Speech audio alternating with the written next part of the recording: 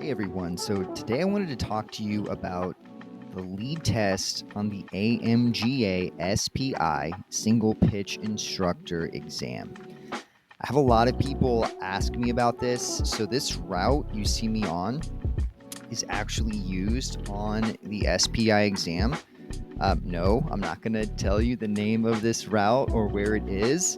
And if you comment where it is, I'm going to delete it because part of the exam is it's supposed to be an on-site, and I think that's a pretty valuable goal for the AMGA to keep.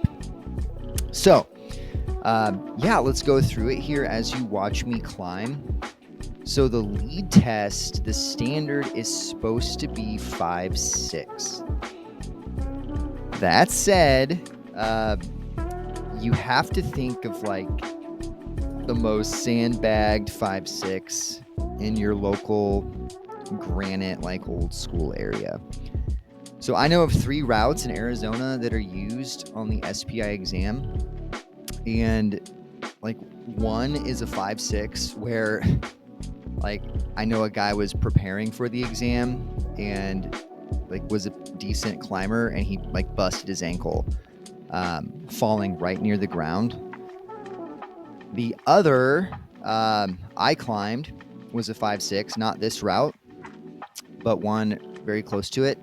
And I found it super challenging. I mean, you guys know if you watch my channel, like climbing hard is not my strong suit. I took the SPI course and exam because I started a high school climbing program. And I wanted to be able to safely and responsibly take students to a crag and, for them to top rope. So not everyone taking the SPI exam is a crusher. Some of us are just trying to give back, help kids climb, that sort of thing. So, and then the third route I know of is this route, and this is technically a 5.7. But if you're going to take the SPI lead test, you're going to try to become an SPI, you need to know that like the book says 5.6, but that's not necessarily what you're going to get. So in this area, there's like one 5.6. And when I took my exam, there were 2 of us. So I got to climb the 5.6. The other guy had to climb the 5.7. Your instructor is like, if possible, doesn't want the same people climbing, or he doesn't want people climbing the same route, or she doesn't want that because again, it's supposed to be an on-site. So yeah, these are just things to think through. Let's see what else. Okay, so on my exam day, my instructor, he was a nice dude, and he knew I was there. He knew I was trying to basically provide safe crag days for my kids, and he knew I wasn't a crusher. So very like thoughtfully, he gave me the 5.6. And he gave there's only 2 of us, my partner, the 5.7. So I had to follow the 5.7, which is the route you see me on right now in the video. And I found it super challenging at the bottom. So for the other guy, this was his lead test. He was a crusher. Like he did fine. But like I struggled on top rope to figure out the bottom section. And I was like, oh my gosh. I passed the lead test and I'm going to fall on the top rope. But the bigger point here is for my partner, the 5.7, like that was his lead test and he didn't really have a choice to say, no, I want 5.6. So anyway, as I said, when you think of these grades on the SPI exam, think of old school sandbagged, especially if you're in an old school granite area, which we were. So just a few other things I want to point out about this route you see me on. So this is a year later, or really 14 months after my exam. I went back and I wanted to red point this route. I had only climbed the bottom half on the exam because the bottom half was the hardest part. So he stopped me and then made my partner do some skills. I think he had to raise me or something. But anyway, I wanted to go back. Okay, so look at, this bottom section and notice that this is an off-width granite crack. Like the Pro is there, that's not the issue on the bottom section, but it's not like a 5.6 walk-up. And I think for anyone taking the SPI exam, like they should just be ready for that. Like this climb's a little tricky. I'm going to keep this short and just let you watch the video. But a few other things I want to point out. So I know one of the things that when I took the exam, my partner, I don't know if he got gigged officially or not, but I know the instructor said, look, you didn't place enough Pro. He was a super strong climber and he was comfy with that. But that wasn't okay for the exam. So on the exam, whatever rock guide is assessing you, they want to know that you are going to keep yourself safe. So the SPI lead test, like that is not the time to, run it out. They're not evaluating you on how little Pro you place. They want to make sure that you protected yourself and that you protected your follower. So you'll see as I get higher on this route, there's a section of like not so great Pro. And so for me, the upper section of this wasn't on site. I hadn't climbed it yet, and I didn't remember it at all if I had even seen it. And so I sort of made the same mistake where like it's kind of classic for this climbing area where you think a crack is going to be protectable, then it's not, unless you have offsets. So just watch that and understand what they're looking for on the exam. If you have any questions about the lead test, drop them in the comments. I guess the last thing I'll say is the lead test is just super high pressure. Unless the exam has changed, it's the first thing you do on day one of the exam. It's super high pressure because like you have to on-site this route. So just make sure you're ready for like what those grades will be. And I think you'll be good to go. I hope you enjoy this video. Thanks for listening and watching.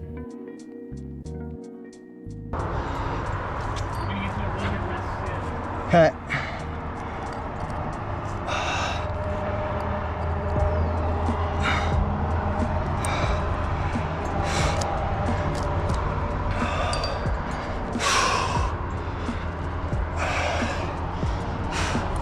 Flipping.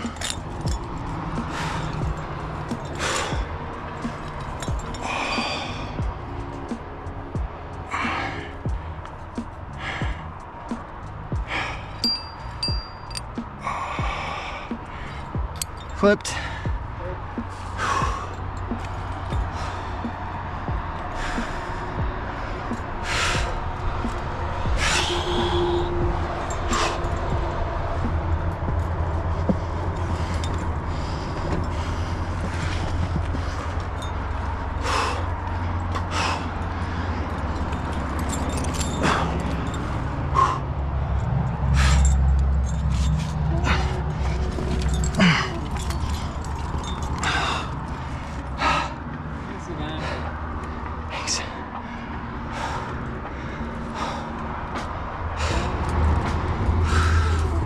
If I'm spoiling stuff, or you want me to stop talking, just let me know. No, I like it.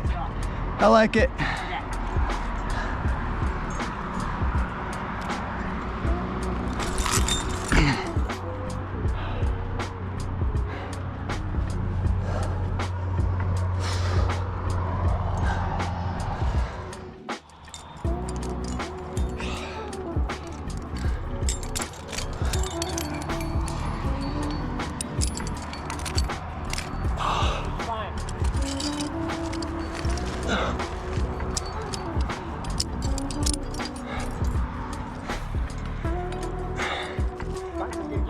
Yeah.